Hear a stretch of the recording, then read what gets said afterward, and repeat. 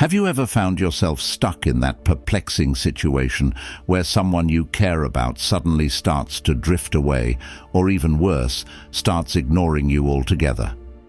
It feels like 1 minute you're the focus of their world, and the next you're practically invisible to them. It's like chasing the wind. The harder you try, the more elusive it becomes. Have you poured your heart into making them notice you, connect with you, or even miss your presence, but to no avail? Are you obsessing over every little interaction, waiting for a hint of interest, only to be greeted by utter silence? If this resonates with you, then today might just be a turning point. Before you think this is something straight out of a drama script, stay with me, because we're about to explore practical Stoic ways to address this head-on and take back control of your emotional well-being. We will delve into the art of detachment, exploring how ancient Stoic wisdom can help us navigate these emotionally charged waters with grace and resilience.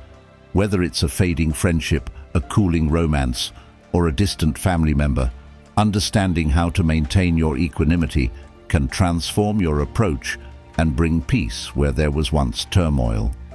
If you appreciate what we're doing here, a simple favor I'll ask of you is to hit the subscribe button. Also, make sure you don't skip any part of the video to fully grasp the Stoic methods we'll discuss that can genuinely change the way you relate to others and empower your personal growth. Join us as we unpack these timeless strategies and learn how to apply them to our modern lives. Let's get started. This is a cornerstone concept, not only in our everyday lives, but also deeply embedded in the philosophy of Stoicism, which teaches us the art of focusing on aspects within our control. Self-worth undeniably falls squarely into that category. It's something wholly personal, something that only you can define, assess, and cultivate. In a world where we often find ourselves seeking validation and approval from others, Stoicism brings us back to a crucial truth. Our value does not diminish because someone fails to see our worth. Now consider this scenario. You're expending all your energy trying to grab someone's attention, bending over backwards to make them notice you, appreciate you, or even just acknowledge your existence. This relentless pursuit can be draining. Why? Because when you hang your value on someone else's recognition, you hand them control over your self-esteem.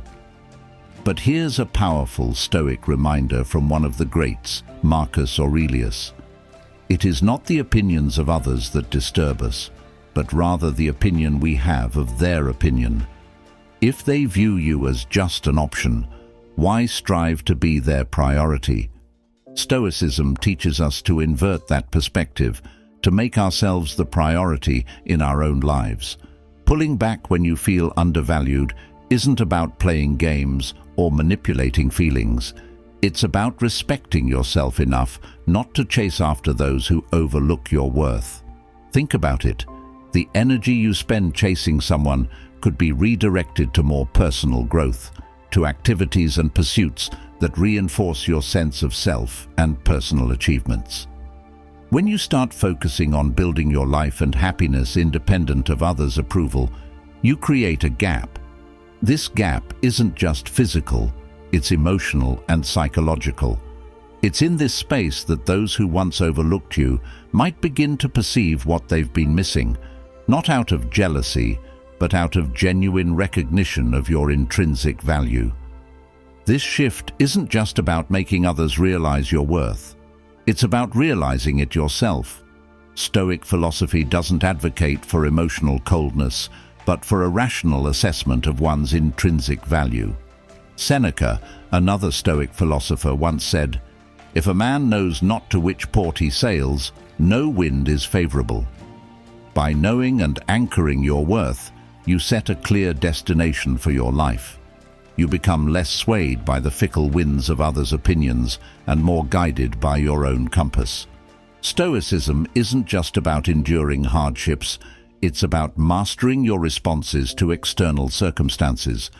In our personal relationships, it's easy to fall into the trap of chasing after someone, especially when they begin to pull away. This can feel like a natural instinct. Chasing seems like it might close the distance between us and those we care about. But Stoicism invites us to question and control these impulses. Consider the sage advice of Epictetus, who said, "It's not what happens to you, but how you react to it that matters." When someone distances themselves from you, your instinctive reaction might be to pursue them, to bridge the gap immediately and restore closeness. However, Stoic wisdom advises the opposite. By not following, by not chasing, you exercise a high degree of self-control. This isn't about suppression of your feelings, but rather about managing your reactions in a way that aligns with your dignity and self-respect. Focusing on your own life and passions does more than just fill your time with enriching activities. It also shifts your mental and emotional energy from external validation to self-fulfillment. This shift is powerful. When you invest in yourself rather than in the futile effort of winning someone's attention or affection, you grow as an individual. This growth is not unnoticed. The paradox here is profound. Often, the less you chase someone, the more they might feel drawn to you. This isn't because you've manipulated their feelings, but because you've transformed into a source of positive, self-sustaining energy. Creating a gap by stopping the chase does not mean creating distance out of spite or as a game-playing strategy. It means giving space both to yourself and the other person to reassess and recognize the value of your presence in their lives. As Marcus Aurelius puts it, you have power over your mind, not outside events. Realize this, and you will find strength. In practicing this detachment, you're not detaching from caring about others. You're detaching from the adverse effects their actions have on your peace of mind. This Stoic approach of stopping the chase teaches us that the space we sometimes fear, the gap that appears when we stop pursuing someone, can actually be the space where curiosity and genuine interest grow. It's in this space where both parties can reflect on the relationship's value and what they bring to each other's lives. If they start to wonder about your absence, it's often because they're beginning to see what they had taken for granted. Stopping the chase isn't about losing connection with people. It's about reconnecting with yourself and allowing others the opportunity to miss and value you. This strategic pause not only bolsters your self-worth, but also can refresh and renew the dynamics of your relationships. It's a powerful testament to the fact that sometimes the strongest move you can make is to stand still with dignity and let the world adjust around you. The Stoic philosophers, such as Seneca and Epictetus, emphasize the importance of fortifying our inner selves as a fortress against the trials and tribulations of the external world. They understood that the most profound strength one can possess is not visible. It is the tranquility and resilience nestled within our minds and spirits. When faced with the challenge of someone distancing themselves from us, it's a natural reaction to feel unsettled or even distressed. However, Stoicism offers a different perspective. See this as a golden opportunity to bolster your emotional resilience. This doesn't mean you should shut out the world or ignore your feelings. Instead, engage more deeply with activities and practices that nourish your soul and elevate your self-esteem. Whether it's diving into books that challenge and expand your mind, practicing meditation to achieve clarity and calmness, or pursuing hobbies that fulfill you creatively and spiritually, each step taken is a step towards a more resilient self. The Stoics believed in the power of self-sufficiency. They argued that true contentment comes from within, and that external circumstances can only disturb this peace if we let them. By cultivating inner peace, you're not merely adapting to solitude or rejection, you're transforming how you interact with the world. You're learning to rely more on your own judgment and less on the validation of others. This inner peace is incredibly attractive. It radiates from you like a beacon. People are drawn to those who exude a serene confidence, those who seem unfazed by the chaos of everyday life. Inner peace also manifests in how you handle relationships. If you are at peace with yourself, your reactions to others become more measured and thoughtful. This isn't about becoming emotionally distant, but about maintaining an equilibrium that allows you to respond to situations, including personal setbacks, with a calm that is both disarming and inspiring to others. Your interactions no longer oscillate between extreme emotional highs and lows. Instead, they are characterized by a steady, reassuring presence that others find comforting and safe. Moreover, cultivating inner peace through Stoic practices encourages a form of mental and emotional hygiene that keeps you not just functioning, but thriving. Activities that enhance self-esteem and personal fulfillment are not just distractions, but essential elements in building a life that you can be proud of, one that isn't easily shaken by external pressures or losses. Cultivating inner peace is about aligning yourself with the Stoic ideal of autarky, or self-sufficiency, which posits that the best life is one that is independent of external goods and others' opinions. It empowers you to live with dignity, reduces the impact of negative emotions, and enables you to move through life's challenges with grace and poise. As you build and nurture this inner sanctum, you not only insulate yourself from the vagaries of relational dynamics, but also become a pillar of strength for those around you. This serene resilience is not just magnetic, it is transformative, both for you and for everyone you interact with. In the bustling noise of our everyday interactions, silence can seem like a retreat, but in the world of Stoicism, it's considered a profound form of engagement. Stoic philosophers like Marcus Aurelius taught that true power lies in restraint and control over one's reactions, rather than external noise or drama. When you choose to be silent and maintain your peace, rather than chase after someone who is pulling away, you're embodying a deep sense of self-assuredness. This silence speaks volumes. It's not a void, it's a space of reflection and personal strength. This might feel counterintuitive, especially in our fast-paced world, where shouting to be heard often seems the norm. However, silence can be an incredibly potent response. It communicates strength, self-awareness, and a firm understanding of your own worth. Moreover, silence gives you the chance to collect your thoughts, understand your feelings, and process what's happening without the cloud of external influence. It allows you to maintain perspective and not get swept away in the emotional tide of the moment.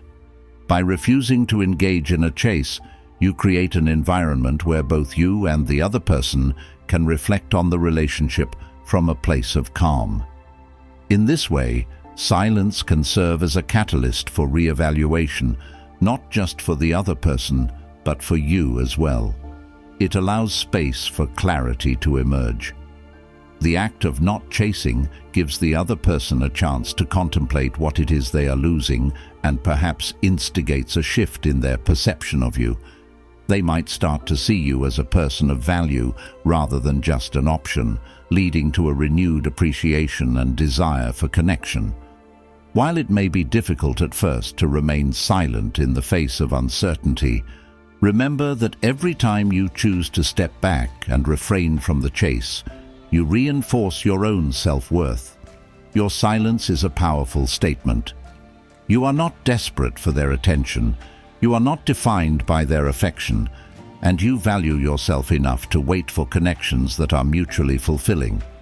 In this silence, you find not just peace, but also a newfound respect from those around you. By becoming the embodiment of the Stoic principle of control, you cultivate relationships that are based on mutual appreciation rather than neediness. This creates a dynamic that invites others to reconsider their stance and perhaps take steps to bridge any gaps that may have developed.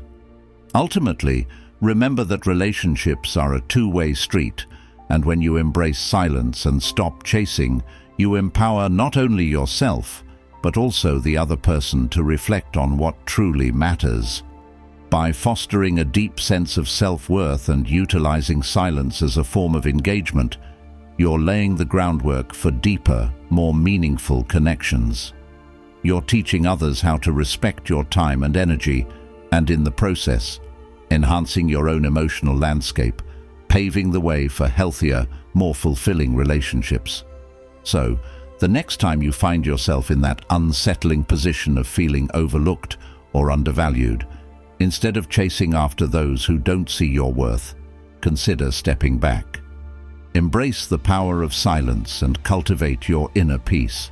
You might just find that those who matter will take notice, and the relationships that truly enrich your life will flourish in ways you never imagined. Remember, you have the power to shape your reality and your relationships. Exercise it wisely, but are grounded in your own principles and self-worth. This isn't about ignoring problems or giving the silent treatment in a traditional sense. Rather, it's about selectively disengaging from the cycles of reaction and counter-reaction that often escalate conflicts or misunderstandings. Implementing silence as a strategy means you consciously decide where to invest your energy. If someone is pulling away, or if you find yourself in a scenario where the usual response would be to seek closure or demand explanations, choosing silence can be powerful. This choice aligns with the Stoic practice of focusing only on what you can control. You can't control another person's feelings or actions, but you can control how much you let these external factors disrupt your inner peace. Moreover, silence can serve as a mirror, reflecting people's own behaviors back at them without the distortion of your reactions. It gives others the space to confront the reality of their actions, and often this leads to introspection on their part. They might begin to question why you're not reacting as expected, which can lead them to a deeper understanding of the impact of their actions. This kind of self-reflection is less likely to occur if you are actively engaging in an emotional tug-of-war. Silence is also a form of emotional discipline that is deeply active. Contrary to popular belief, it requires awareness, intention, and control to maintain silence when instincts urge you to speak. Stoicism teaches us that the wise person uses their words sparingly, understanding that the impact of words comes not from their volume, but from their depth and timing. By practicing silence, you allow yourself the space to reflect, to think before you speak, and to choose responses that align with your values rather than your impulses. This strategic use of silence can transform the way you interact with the world. It's not about withdrawing into yourself, but about reasserting control over your emotional world. When done correctly, it's a declaration of independence from the expectations and actions of others, a way to reclaim your power and dictate the pace of your interactions. Silence, in this context, is not just a pause. It's a powerful statement in itself, emphasizing that you are a person of depth, self-respect, and profound inner strength. The Stoics, like Epictetus, often taught that our actions reveal who we truly are, far more than our words ever could. In the context of personal dynamics, especially when dealing with relationships where you might feel taken for granted or overlooked, embodying this principle can radically alter perceptions and relationships. Imagine living your life with such authenticity and engagement that your very existence becomes a testament to your self-sufficiency and joy. It's about doing more than merely saying you're fine. It's about being an active participant in your own life. Engage in new hobbies that challenge you, travel to places that intrigue you, and surround yourself with people who encourage and inspire you. Each of these actions contributes to building a version of you that is not just surviving day to day, but is thriving and evolving. By focusing on personal growth and pursuing activities that enrich your life, you naturally begin to radiate confidence and contentment. This transformation doesn't go unnoticed for those who may have distanced themselves from you or taken you for granted. Seeing you thrive independently serves as a powerful reminder of what they're missing. It's not about making them feel left out or regretful. Rather, it's about showing that your happiness and fulfillment do not hinge on their presence or approval. You're defining your life on your own terms, which in itself is a powerful draw. This strategy of showing, not telling, shifts the dynamic from one where you might have once sought validation to one where you are in full control of your narrative. You become the protagonist in your own story, not a supporting character in someone else's. This doesn't just change how others see you, it fundamentally changes how you see yourself. By investing in your interests and broadening your horizons, you reinforce your self-worth and independence. In practice, this means that every time you choose to learn something new or visit a new place, you're not just collecting experiences, you're building a life that's rich with personal fulfillment. Stoicism teaches us that the good life is built on virtue and wise choices. When your life choices reflect your commitment to self-improvement and happiness, you embody the Stoic ideal of living in accordance with nature, your own true nature. Stoicism isn't just about enduring life's hardships, it's about actively shaping your life according to your principles and values. The Stoics, such as Epictetus, often emphasize the importance of focusing on what we can control, our responses, our decisions, our narratives. So how do you start to rewrite your story? It begins with a shift in your role from being passive to becoming proactive. If you find yourself waiting for others to recognize your worth or make decisions that impact your happiness, it's time to change that plotline. This doesn't mean you should disregard others, but rather prioritize your goals, your growth, and your values above external validation. Being sought after in this context doesn't necessarily mean becoming the center of everyone's attention, but rather becoming a person who attracts the right kind of attention because of their integrity, their actions, and their undeniable respect for themselves. This kind of allure isn't cultivated through manipulative tactics. It's developed through genuine self-improvement and a commitment to living a life that you value. Realignment involves looking at your current life script. What parts of your narrative have been written under the influence of others' expectations or decisions? Where have you compromised too much?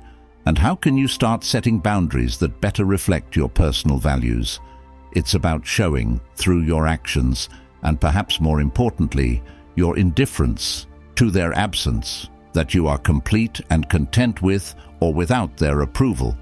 This isn't about arrogance, it's about authenticity.